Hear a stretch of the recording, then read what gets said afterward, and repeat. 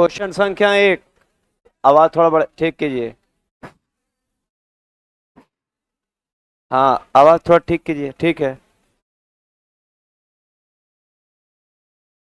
Question संख्या 1। पूर्वी घाट पर्वत श्रेणी की सर्वोच्च शिखर कौन है? तो ध्यान रखेंगे, पश्चिमी घाट याद करते करते लोग अनाईमुड़ी मार देता है, जो गलत है। पूर्वी घाट यहां पूछ रहा है, तो पूर्वी घाट की सबसे ऊंची पर्वत शिखर कौन है? और महेंद्रगिरी का संबंध है उड़ीसा से। हाल में भारतीय निधि को एक याद रखेंगे जलयान भी सुपुर्द किया गया है महेंद्रगिरी के नाम से, याद रखिएगा। तो महेंद्रगिरी जो पर्वत है कहाँ है? उड़ीसा। और ध्यान रखिएगा, और कई बार मैंने पश्चिमी घाट का जिक्र किया है, तो पश्चिमी घाट की सबसे ऊंची चोटी कौन है? और अनाईमुडी जो है ना, वो केरल में है। कहाँ है? तो बताइए, अनाईमुडी कहाँ है? केरल। कहाँ है? जबकि डोडा बेटा कौन? ये नीलगिरी की चोटी है। किसकी चोटी? तो नीलगिरी की चोटी कौन है? डोडा बेटा कौन? किसकी चोटी? और ये है तमिलनाडु में। कहाँ है? तमिलनाडु में। कहाँ है? कौन सा? डोडा बेटा कौन? कंफर्म। जबकि पंचमढ़ी कौन? ये मध्य प्रदेश में है। कहाँ है? तो पंचमढ़ी जो है वो कहां पड़ता है? पंचमढ़ी कहां है? डोडा बेटा कहां है? डोडा बेटा किसकी चोटी? और दक्षिण भारत की सबसे ऊंची चोटी अनाईमुडी। क्लियर? दक्षिण भारत प्रायद्वीप भारत। दक्षिण भारत, तो दक्षिण भारत प्रायद्वीप भारत या पश्चिमी घाट की सबसे ऊंची चोटी अनाईमुडी, याद रखिएगा। क्लियर? नेक्स्ट, लौटते हुए मॉनसून से निम्नलिखित में से किस राज्य में वर्षा, किस राज्य में सर्वप्रथम प्रवेश करता है? तो लौटता हुआ मॉनसून याद रखेंगे प्रवेश करता है कहां? क्लियर? तो याद रखेंगे तमिलनाडु में लौटते हुए मॉनसून से वर्षा होता है। और ध्यान ये भी रखिएगा कि ये तट है कोरोमंडल। कौन? तो कोरोमंडल पर लौटते हुए मॉनसून से वर्षा शीत ऋतु में होता है। किस ऋतु में? तो प्रश्न आ गया कि शीत ऋतु में लौटते हुए मॉनसून से वर्षा तमिलनाडु के कोरोमंडल तट पर होता है, जबकि मॉनसून सबसे पहले प्रवेश केरल में करता। कहां करता है? तो मॉनसून सबसे पहले प्रवेश कहां करेगा? और जब मॉनसून लौटेगा तो वर्षा कहां होगा? तमिलनाडु। कहां? कंफर्म। जबकि याद रखिएगा, शीत ऋतु में जो वर्षा उत्तर भारत में होता है वो पश्चिमी विक्षोभ के कारण होता है। किसके कारण? तो पश्चिमी विक्षोभ के कारण शीत ऋतु में उत्तर भारत में जो वर्षा होती है जिसका संबंध पश्चिमी विक्षोभ से है। क्लियर? नेक्स्ट सवाल, बनास और पार्वती नदी निम्नलिखित में से किसकी सहायक नदी है? बताइए किसकी है? कंफर्म है? देखेंगे इसका सही आंसर क्या होगा? चंबल। देखिए, चंबल की कई सहायक नदियां हैं, जिसमें याद रखेंगे कि बनास और पार्वती के अलावे याद रखना परवान। क्या नाम है? परवान के बाद इसकी एक सहायक नदी है नेवाज। कौन? कौन? और एक है कूनो। कौन? कूनो। ये तीन और सहायक नदी किसकी है बताइए? तो चंबल की। किसकी? तो चंबल की टोटल 5 हो गई। कितनी? पहला बनास, कौन?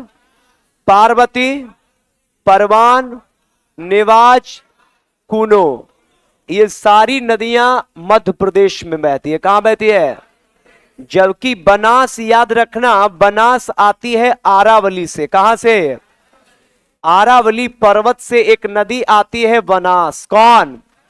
और बनास किसकी सहायक? चंबल की। किसकी? कंफर्म। चंबल की उत्पत्ति पूछेगा तो याद रखिएगा ये मऊ कैंट से निकलती है। कहां से? मऊ कैंट इंदौर के पास है। किसके पास है? तो मऊ कैंट इंदौर मध्य प्रदेश से एक नदी निकलती है, कौन? चंबल। कौन? तो चंबल निकलती कहां से है? मऊ कैंट। कहां से? कौन नदी? कौन? कहां से निकलती है? मऊ कैंट। कहां से? क्लियर? कमरा नंबर 2 कमांडो हाई अलर्ट पर रहेगा। चलिए, जैसे देखिए कमरा नंबर 2 3 भविष्य में आएगा ही, है ना? तो वहां हमारे कमांडो हतोत्साह ना हो। ये हमारी 131वीं सीआरपीएफ कोबरा कमांडो का बटालियन है, और वो जो है 186वीं छपहा मुजफ्फरपुर में है ना? ये जो है मोकामा घाट सीआरपीएफ कैंप, समझ रहे हैं ना? तो दोनों पर हमारा कमांडेंट होने के नाते दोनों पर हमारा नजर काफी रहता है। अब यहाँ हम पढ़ा रहे हैं रूम नंबर 2 में, वो लड़का असहज महसूस कर रहा है। तो असहज महसूस करेगा तो जितना दर्द उसको होगा उससे ज्यादा तकलीफ हमको होता है। इसलिए कर उधर भी हमारा ध्यान है ना? इसलिए कर ध्यान रखिएगा। कमरा नंबर 2 आगे। राष्ट्रीय राजमार्ग 7 कितने राज्य से? कितने? कन्फर्म? याद रखिएगा, ये तो नॉर्मल सवाल था। हिंदुस्तान शिपयार्ड कहां पर स्थित है? विशाखापट्टनम। कहां? तो बताइए, हिंदुस्तान शिपयार्ड कहां? विशाखापट्टनम, आंध्र प्रदेश। विशाखापट्टनम। और भारत का सबसे गहरा बंदरगाह भी कौन है? तो भारत का सबसे गहरा, याद रखेंगे, सबसे गहरा बंदरगाह कौन है? कौन है बताइए? विशाखापट्टनम। कौन पट्टनम? तो भारत का सबसे गहरा बंदरगाह कौन? हिंदुस्तान शिपयार्ड कहां है? कहां? कहां? कन्फर्म? आगे ध्यान देंगे। देशांतरीय दूरी 1 घंटे के समय अंतराल बराबर होता है कितना डिग्री? क्योंकि याद रखिएगा 1 डिग्री बराबर कितना मिनट? 4। तो बताइए 15 डिग्री बराबर कितना होगा? 15 डिग्री बराबर कितना मिनट? 60। बराबर कितना घंटा? 1 घंटा। क्लियर? तो आंसर क्या हो जाएगा? क्लियर ना? चलिए नेक्स्ट सवाल की ओर चलेंगे। कहता है कि पृथ्वी के सतह के नीचे द्रवीभूत सेल क्या कहलाता है? क्या? कंफर्म है? देखिए लिक्विड जो होगा ना तो वो मैग्मा हो जाएगा। क्या हो जाएगा? और यही मैग्मा जब ऊपर आएगा तो क्या बन जाएगा? और ज्यादा जम जाएगा तो बेसाल्ट। क्या? तो बेसाल्ट चट्टान जो बनेगा वो किससे बनेगा? मैग्मा से। किससे? किससे? मैग्मा से जो चट्टान बनेगा क्या बनेगा? लावा। क्या? क्लियर? चलिए नेक्स्ट सवाल की ओर चलेंगे। भारत का सबसे बड़ा बौद्ध स्तूप कहां है? सांची। कहां? कौन बनवाया था? अशोक। कौन? तो सांची स्तूप कौन बनवाया था? अशोक। सारनाथ। कौन? यहां पर बौद्ध धर्म में याद रखेंगे कि भगवान बुद्ध ने पहला उपदेश कहां दिया था? सारनाथ। कहां? और सबसे ज्यादा उपदेश श्रावस्ती। कहां? क्लियर? जबकि ज्ञान प्राप्त किए कहां? गया। कहां? क्लियर? तो भगवान बुद्ध ज्ञान कहां प्राप्त किए? और पहला उपदेश सारनाथ। कहां? और उन्हीं को लेकर याद रखेंगे बौद्ध स्तूप में सबसे बड़ा बौद्ध स्तूप कहां है? और सांची का संबंध मध्य प्रदेश। कहां से है? कौन बनवाया था? अशोक। कौन? याद रखिएगा। नेक्स्ट, किस नगर में कांग्रेस के सबसे अधिक अधिवेशन हुए हैं? कहां? क्लियर? क्योंकि याद रखेंगे ज्यादातर जो 1885 के बाद ज्यादातर लोग का जो केंद्र था, क्योंकि राजधानी कलकत्ता हुआ करता था। ध्यान सुनिएगा, राजधानी जब कलकत्ता हुआ करता था तो याद रखेंगे। और दूसरी बात यह है कि उस एरिया में अंग्रेज का ज्यादा वर्चस्व था, क्योंकि आपको पता है कि अंग्रेज उसी के रास्ते भारत में प्रवेश किया था। तो ध्यान रखेंगे कि कलकत्ता अधिवेशन जो हुआ, तो कलकत्ता अधिवेशन की अगर हम बात करते हैं तो कलकत्ता में पहला अधिवेशन 1886 को हुआ। कब हुआ? पहले लिखेगा नहीं, पहले इधर चेक करो, पहले इस्तेमाल करें फिर विश्वास करें। गलत लिखा देंगे, याद रखना। लिखेगा समझो, यहीं याद करके जाओ, कोई लिखेगा नहीं, लिखो, मना नहीं करते हैं, लेकिन याद करके यहीं जाइए। बोले ना 100 खबरें 10 मिनट में आज तक पर सुधीर चौधरी के साथ। कभी सुना है पापा को अपने किया जा रहे हैं समाचार लिखने? 100 खबर उधर से सीख के चलाता है। गांव के नॉर्मल आदमी को फ्रांस के राष्ट्रपति, कनाडा के राष्ट्रपति, है ना, रूस के प्रधानमंत्री, एकर प्रधानमंत्री, ओकर प्रधानमंत्री सब तू लोग की है रटता है। भूल गए। फ्रांस के राष्ट्रपति एमैनुअल मैक्रोन, फ्रांस के राष्ट्रपति एमैनुअल मैक्रोन, फ्रांस के राष्ट्रपति एमैनुअल मैक्रोन। भोरे आ गया फ्रांस के राष्ट्रपति कौन है? मार दिया जस्टिन ट्रूडो। रटा का है रे। तो इसी लेकर, क्योंकि आप लोग प्रेशर लेके सोचते हैं कि अगर लिख लेंगे तो याद हो जाएगा, नहीं याद होगा। इसको सोचना समझना पड़ेगा, यहां पर होगा, लिखने से नहीं। देखिए आदत क्या है, रेलवे का लड़का, यही देखिए हम कमीशन वाले बीपीएससी के लड़के, दरोगा के लड़के पढ़ाते हैं ना, तो लिखता नहीं है। क्यों? क्योंकि आपको आदत लग गया। क्या? क्योंकि रेलवे के लड़का ज्यादातर मैथ रीजनिंग A+B+C है ना, बात समझे? मैथ वाला लड़का रीजनिंग बना रहा है, दिमाग उसमें है, तो उसको लिखना, देखिए वहां पर आपको लिखना जरूरी है, क्योंकि वहां लिखेंगे नहीं तो बनेगा नहीं। वहां सोचिएगा ना, नहीं बनेगा। वहां सोचने के साथ साथ आपको लिखना, नहीं तो पॉइंट देवेल भूल जाइएगा तो जोड़ रहा है मिलियन रहा है आंसर, जीरो ये छोड़ दिया तो जीरो। इसीलिए तो आदत लड़का को हो गया वही, तो वो आदत को छोड़ाना हमारे बस की बात, तो टाइम लगेगा। क्योंकि जब तीन तीन टीचर मिलके तुमको लिखवा रहे हैं और हम अकेले करें तुरंत नहीं लिख रहे हैं, है ना, तो अभी ये आदत छुड़वाने के लिए टाइम लगेगा।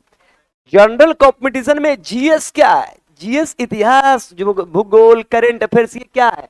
यह सुनने का चीज है, जितना आप सुनेंगे उतना याद होगा। तो इस बात को समझिए। तो आपकी गलती नहीं है, गलती मेन है क्या कि आप उस तरह से कार्य करते हैं जो कि आदत बन गया। तो धीरे धीरे आदत को हम छोड़ा देंगे, है ना, आप टेंशन मत लीजिए। याद करना है, ये हमारा जो बैच है T20 है, 6 गेंद 42 रन, है ना, बात समझिए। अब देखिए पहला कप 1886 के बाद दोसर का हुआ 1906, 1900 हुआ था, और फिर एगो हुआ 1928, 1900। ध्यान से सुन, कोई नहीं लिखना फिर भूल जाएगा। 1986, 1900 और 1900, ये दोनों अधिवेशन की अध्यक्षता दादा भाई नौरोजी ने किया था। किसने किया था? तो याद रखिएगा, दादा भाई नेरोजी। कौन? ये दादा भाई नेरोजी, ये दोनों की अध्यक्षता किए थे। कब कब? 1886 और 1886, 1886 कौन किए? दादा भाई। कहां हुआ? कंफर्म। तो नौरोजी साहब 2 अधिवेशन 86 और 86, और ये पहले पारसी अध्यक्ष थे। क्या थे? क्लियर? अब आओ मेरे नालायकों, 28 है ना, मोतीलाल नेहरू। कौन? तो मोतीलाल नेहरू, नेहरू जी के पिताजी, याद रखेंगे, ने कलकत्ता अधिवेशन में अध्यक्ष बने। कब? 28। तो 1928 कलकत्ता अधिवेशन की अध्यक्षता किसने की? मोतीलाल। Motilal confirm, clear. अब चलाओ दिल्ली। कहां? 1947, 1900 जेबी कृपलानी के। तो मेरे नालायकों, जब देश आजाद हुआ तो अध्यक्ष कौन थे? जेबी जेबी जेबी जेबी कंफर्म, क्लियर, कोई दिक्कत। अब आओ मद्रास, कहां? तो मद्रास में तेसरका कौमा 85 बम्बई, 85 एकदम इशारा देख, 85 86 86 कलकत्ता, 86 86 85 85। तो पहला कांग्रेस अध्यक्षता कहां हुआ? बंबई, कहां? और व्योमेश चंद्र बनर्जी, व्योमेश चंद्र। दोसर का दादा भाई, दादा भाई। तेसर का चेन्नई, तेसर का मतलब मद्रास, कहां? तो 85 86 87। तो याद रखना 1887 1887 कांग्रेस अधिवेशन मद्रास, कहां? अब पहले मुस्लिम अध्यक्ष बदरुद्दीन तैयबजी, बदरुद्दीन बदरुद्दीन बदरुद्दीन बदरुद्दीन। तो बदरुद्दीन तैयबजी कहां अध्यक्ष बने? मद्रास, कहां? अब मद्रास में कब कब कब? 87 कब? अब मेरे नालायकों इलाहाबाद 1888 1800 चौथा कौमा। और इसमें पहले गैर देशी मतलब विदेशी अध्यक्ष बने जॉर्ज यूल, कौन? तो पहले विदेशी जो बने जॉर्ज यूल, क्या नाम था? तो जॉर्ज यूल जो बने थे वो याद रखना, पहले याद रखेंगे गैर भारतीय थे। पहले क्या थे? तो पहले गैर भारतीय कांग्रेस अध्यक्ष कौन बने? कौन कौन अधिवेशन? इलाहा। तो इलाहाबाद में चौथा, इलाहाबाद। तो पहला बंबई, पहला, दोसर, तेसर और उसके बाद कंफर्म। तो सबसे ज्यादा कहां? पहला ओकर बाद क्लियर, ओकर बाद क्लियर, हर एक माल। बात समझा क्या? नरम दल गरम दल कलकत्ता अधिवेशन में एकदम मनमुटाव था, है ना? रुक ना लाए। 1906 कलकत्ता अधिवेशन में दादा भाई नौरोजी को गरम दल और नरम दल ने इसलिए रिस्पेक्ट किया कि वो वयोवृद्ध थे। गरमो दल मानता था चाचा, नरमो दल मानता था। इस लेकर गरम दल में उग्रवादी समूह में बाल गंगाधर तिलक, लाला लाजपत राय, अरविंदो घोष, बिपिन चंद्र पाल अपने आप को दबा के रह गया कि बुढ़ऊ तू कर ले रहा है, इसलिए कर हम कुछ नहीं बोल रहे हैं। लेकिन 1907 में दोनों इसलिए अलग हो गया सूरत अधिवेशन, क्योंकि याद रखना मेरे नालायकों, ये चाहता था कि गरम दल चाहता था अरविंदो घोष बने और नरम दल चाहता था रास बिहारी घोष बने। और आखिरकार नरम दल ही जीत गया और नरम दल के नेता रास बिहारी घोष सूरत अधिवेशन 1907 में कांग्रेस के अध्यक्ष बने और वहीं से गरम दल और नरम दल दो भाग में। क्लियर? हर एक माल याद रखो, कंफ्यूज नहीं होना है, पहले इस्तेमाल करें फिर विश्वास करें। रैयतवाड़ी व्यवस्था किस बार शुरू हुआ? 1800 मद्रास, कहां है? याद रखेंगे टॉमस मुनरो, कौन लागू कौन किया था? टॉमस मुनरो, याद रखिएगा, शुरू मद्रास में हुआ था।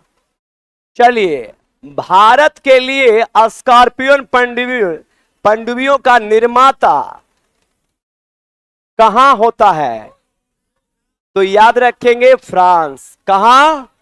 तो स्कॉर्पियन क्लास की पनडुब्बी भारत किसके साथ बनाता है? फ्रांस। किसके साथ बताइए? राफेल। राफेल भारत किससे लिया है? रूस के। बोलता है रे, मारेंगे ना तो गिरा देंगे, है ना। राफेल किससे लिया है? जबकि याद रखेंगे अभिनंदन जेकरा उड़ा रहा था उसका नाम था मिग 20। क्या? तो याद रखना मिग 20 अगर पूछे तो मिग 20 भारत किससे लिया था? रूस। किससे? रूस से डीले है सुखोई। कौन सा नाम सुने हो? ब्रह्मोस। कौन? ब्रह्मोस। और याद रखना S-400 डिफेंस सिस्टम, ये सभी भारत किसके साथ बनाता है? किसके साथ? तो पहला मिग 20 कौन? Sukhoi, BrahMos, S-400 defence system, ये सब भारत किससे बनाता है? रूस के साथ। याद रखिएगा, है ना। और राफेल किसके साथ? और स्कॉर्पियन क्लास की पनडुब्बी भी फ्रांस। किसके साथ? और अपाचे। कौन? अपाचे और चिनूक। अपाचे और चिनूक भारत किससे लेता है? अमेरिका। किससे? किससे? कौन कौन? अपाचे और अपाचे। Apache confirm, clear. आगे, यूनेस्को का मुख्यालय कहां है? बताइए। यूनेस्को का मुख्यालय पेरिस। क्लियर। WHO और यूएनओ का मुख्यालय कहां है? न्यूयॉर्क। कहां? कहां? और अंतरराष्ट्रीय न्यायालय द हेग। कहां? तो अंतरराष्ट्रीय न्यायालय यूएनओ का राष्ट्र संघ का मुख्यालय कहां है? न्यूयॉर्क। इसी ही यूनाइटेड नेशन कहते हैं। क्या कहते हैं? जबकि याद रखें WHO का जिनेवा। एडमिरल कप का संबंध किससे है? बताइए। एडमिरल कप बताइए आप लोग। मुक्केबाजी, बिल्लियार्ड, नौकायान, बैडमिंटन। एडमिरल कप का संबंध किससे है? नौकायान से। याद रखेंगे। जबकि थॉमस कप, उसके बाद विंबलडन। बताइए। बैडमिंटन आपका विंबलडन का संबंध किस खेल से है? Lawn tennis. किससे? कौन? विंबलडन। कौन? French open, lawn tennis. क्या? इसे चारों को ग्रैंड स्लैम कहा जाता है। क्या कहा जाता है? ग्रैंड स्लैम का संबंध याद रखेंगे है लॉन टेनिस। किससे? याद रखेंगे। तो एडमिरल कप का संबंध किससे है? नौकायान। ये सब सही कीजिएगा। निम्नलिखित में से कौन सा घटना पहले घटित हुआ? चंपारण। सबको पता है। कब? 1917। कंफर्म है? तो 1917 को क्या हुआ? असहयोग 1900 सविनय 1930 खेड़ा 1900। तो बताइए खेड़ा आंदोलन कब हुआ? खेड़ा, सविनय अवज्ञा, असहयोग, चंपारण। तो सबसे पहले कौन? सबसे पहले, उसके बाद,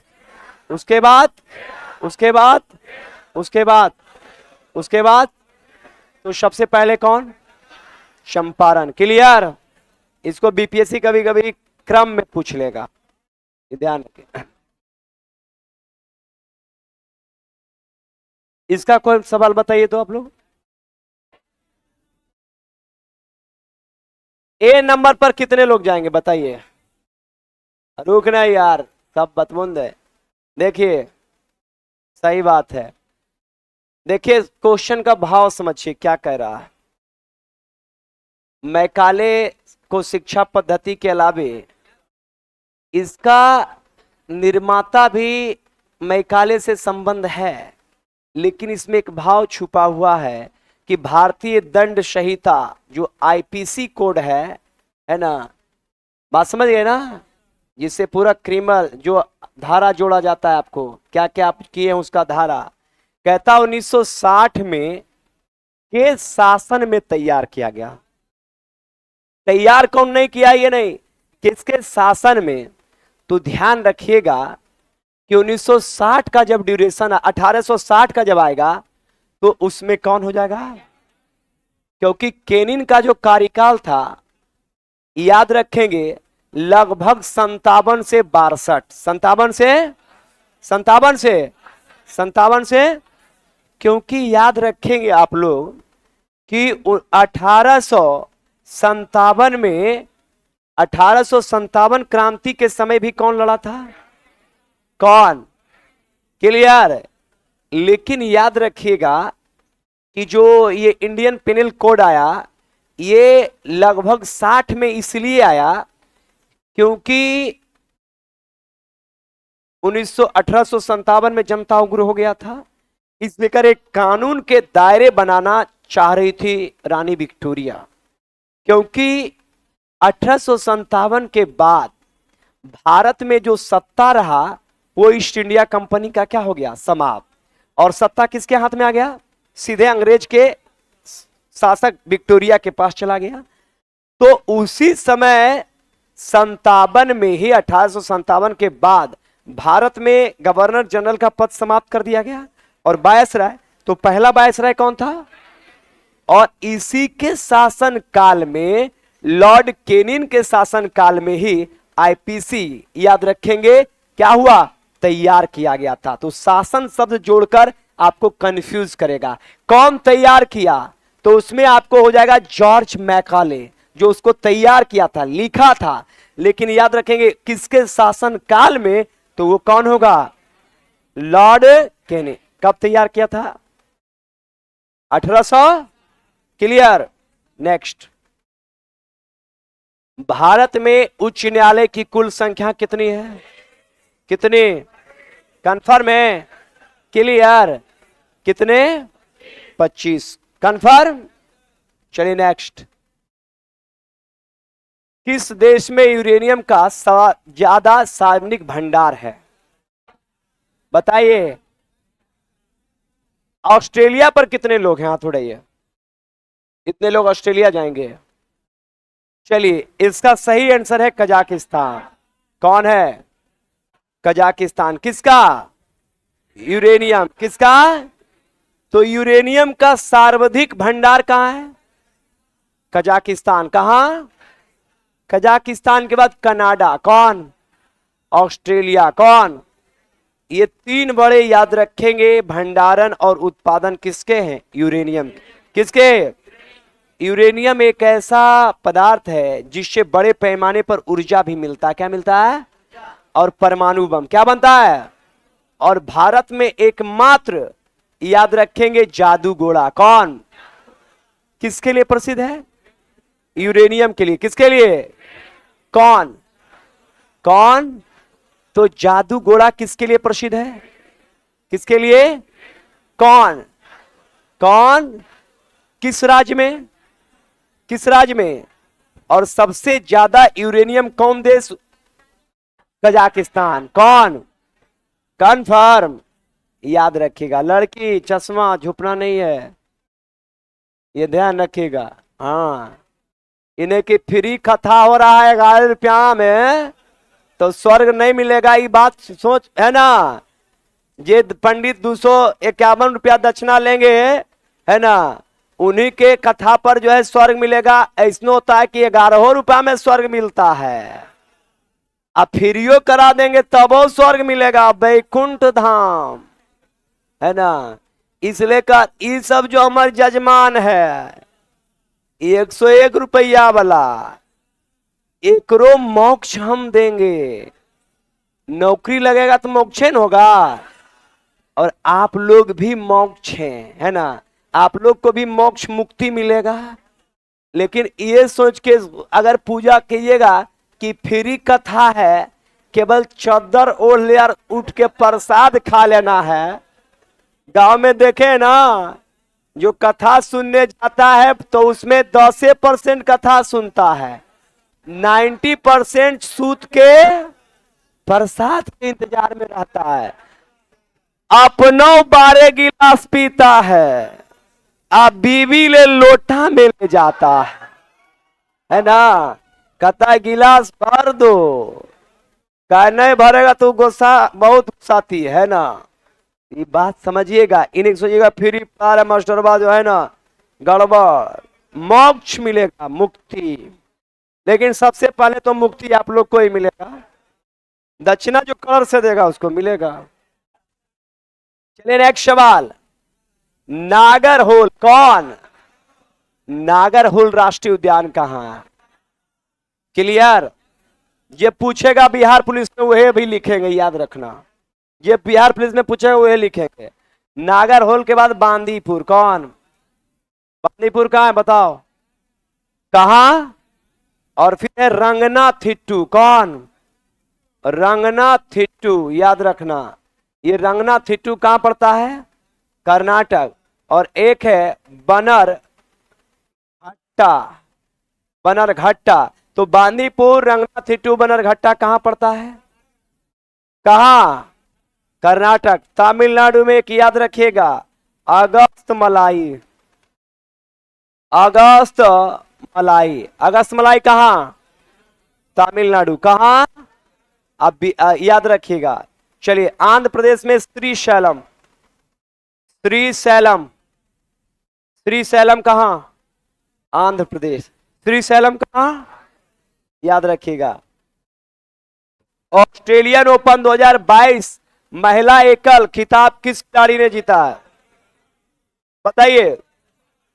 एशले बर्टी। कौन? कंफर्म है? तो 2022, 2000एशले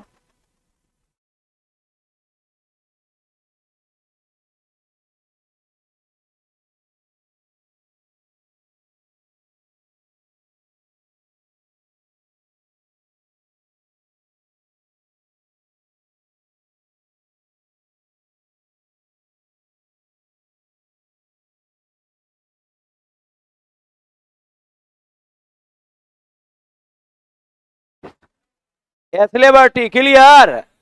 याद रखिएगा। और लास्ट सवाल, कंफर्म है? चलिए अंडर 19 विश्व कप 2022 का फाइनल खिताब किसने जीता था? और इंग्लैंड को 4 विकेट से हराया था। कितने विकेट से? क्लियर? तो याद रखेंगे, इसका सही आंसर क्या होगा? भारत। क्लियर? और संडे को भी टेस्ट होता है 50 नंबर। तो लड़की लोग आप लोग भी आइएगा, काहे कि सवेरे तनी दिक्कत होता है ना।